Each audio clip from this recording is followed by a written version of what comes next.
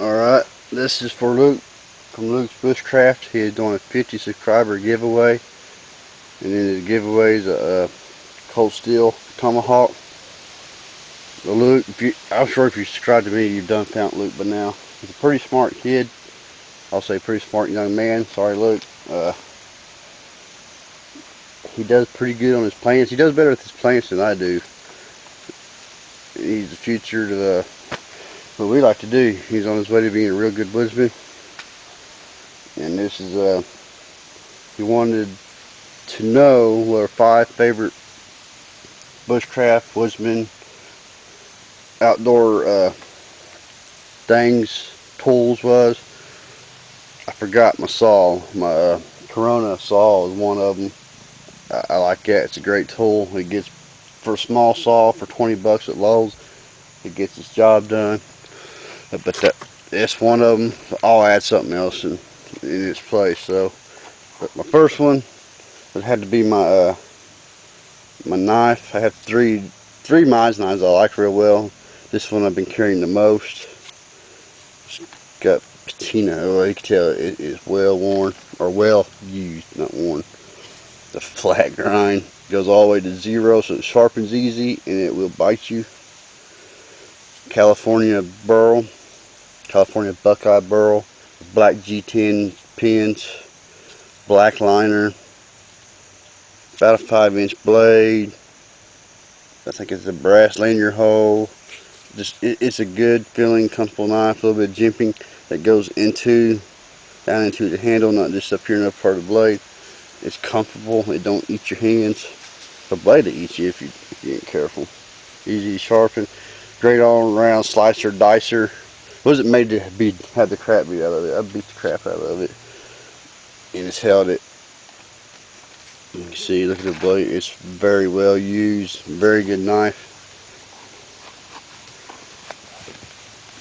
That'll be number 1. Dogs must be after a squirrel. See, number 2 is my cook kit. I had 3 cook kits I like. This one's gifted to me by Robert from For Lukes Bushcraft. So it was a German kit. I like his kit very well. You can use this for the lid for a bowl or to fry. You can also use this for a cup or to cook in also. I have a flask in here that he gave me. I put just rubbing alcohol in here I use with the stove. And he made the stove out of Camel Snuffs can. Put the wick in there, fill it up with alcohol, and let it go. The stove will work just right to boil this half full of water. This is the main container. You can also, use it to carry whatever you need to carry, from maybe berries. Maybe you get you a squirrel or something, just put it in there. Keep it from getting on your gear. I like all my setups. I think this one probably more useful, especially on a long-term basis. And you don't have to have the alcohol stove. But number 2 is an awesome little kit. I like it. Let's see, cordage number 3. This is 550. You've seen Survivalist 2008. He talks about using 250 cord. I think there's another cord that's smaller. I have some of that I use from my Kelty Noah 12-12 tarp, and I tell you what, I kind of get where I like the smaller rope better, and everybody uses that bank line. For some, you use bank line is what Robert sent with the fire bow drill you sent me, and that bank line is some tough stuff, but still you can get a lot of uses out of 550. I mean, you can do 101 things with it, no problem. See, number 4 would be my, I want to say it's Danish or Polish. Danish, I think it is. It's a bread bag, but I use it for a haversack. I love this bag. I made the bear paw to go in there. But you can hold a little bit of everything. A sharpener and a sharpener and multi-tool in there now, and my fire kit's off to the side. But great bag to carry things in. Kind of has that traditional look feel to it. Great bag. And I probably also use it on my mountain bike. I got me one of them baskets you get at Walmart for bikes. It's pure junk. It don't last for nothing. One of these, a canvas do a lot better than that. But great bag. Since I ain't got my saw with me, I'll go with my Grand Truck hammock. I don't know the name of this one. It's just an ultralight, of course.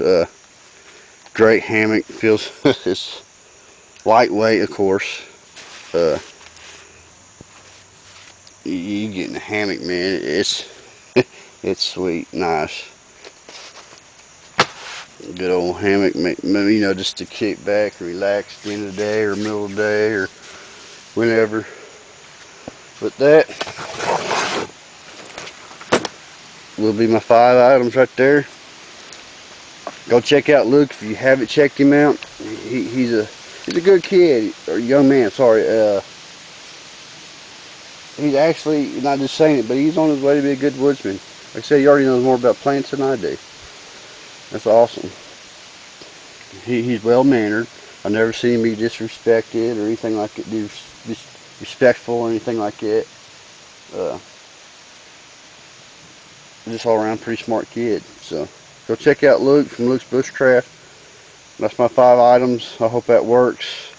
Of course, it's never the same. It could change from day to day. But for sure, my knife, my cook set, whatever I want, one of the 3 I'll be carrying in my bag. Or probably actually my knife, that, and my rope. Cause I got a ribs pack that I carry. And I absolutely love my ribs pack.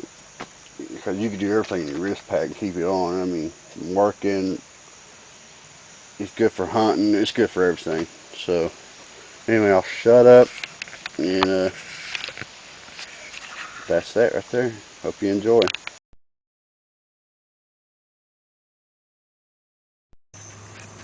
Alright, look, here's what I'm talking about.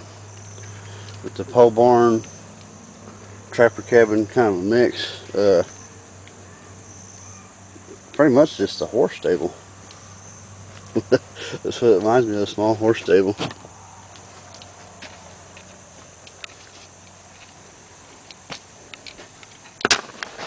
Anyway, you probably could use wood from your wrist a little bit bigger for your main post. On this, I got 3 main posts in the front. That would be taller than the 3 main posts in the back, which will give you your angle pitch for the roof. For me, being a taller guy, I'd go with 6.5 to 7 foot so I can have a little bit of clearance on the front side. And the back side, I would go with about 5 foot. That way, you get the pitch of the roof. I would go I would go anywhere from 5 foot to 4 foot, depending on how small you want your little cabin to be or how much work you want to put in it. Once you get the front post in, put in the back post, of course you put in the top, tube top, then the 3 rafters up here will tie everything in. Put a little one maybe on the side, then some even smaller ones on the side, that way you can weave everything together. It's not perfect, but there's a little bit I did. Like I said, I'm not real detailed at this, sorry. The camera is junk, so I'm trying to hurry up. This one is anyway. But as you can see, looking at it, you could tell I would go wider. I don't know if I said this or not, but I would go wide. If you're like, I don't know, I'm guessing you're maybe about 5 foot 6 or something, I don't know. Go 6 foot, 6 foot, go 7 foot. And add a little bit. If you make it good and sturdy on the back side, you can add you a post across and turn that post into a bed. Maybe you can see it better this way. But then Of course, put your smaller ones all the way across like this. And you can have a workbench and a bed. And then the corner over here could be, I don't know, storage or something. You can hang stuff on a wall. Maybe put you a little window here, or put a header over your door. You can make your door. See, well, I had one out here. I wish I had my own computer. I could show you pictures of it. One I had two of them out here. But one I had short door in it. We call it a bear door. That's what I learned to call it in Bell County anyway. You know, smaller door made it harder for a bear to get in on you. I don't know if there's bears in your part of Tennessee or not. We do have bears around here, but I ain't worried about them. Alright, the camera died, so I don't know if it recorded that or not.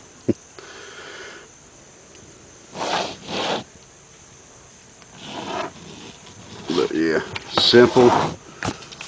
Remember, keep your front post taller than your back.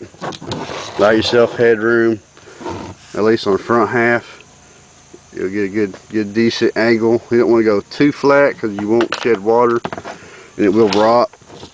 If you can, give yourself an overhang, and that will also reduce rot to your shelter.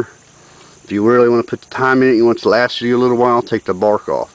Taking the bark off does make a difference. I'm too lazy to do that because it takes a lot of time to do it. But here it is here. People cross the next ridge.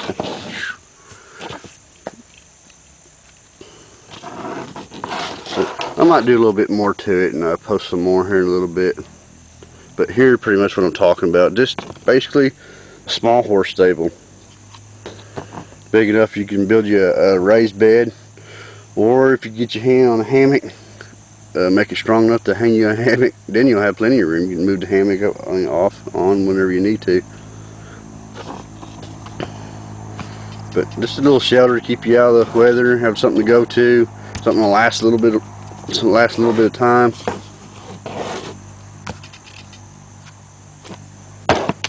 But that's what we got so far.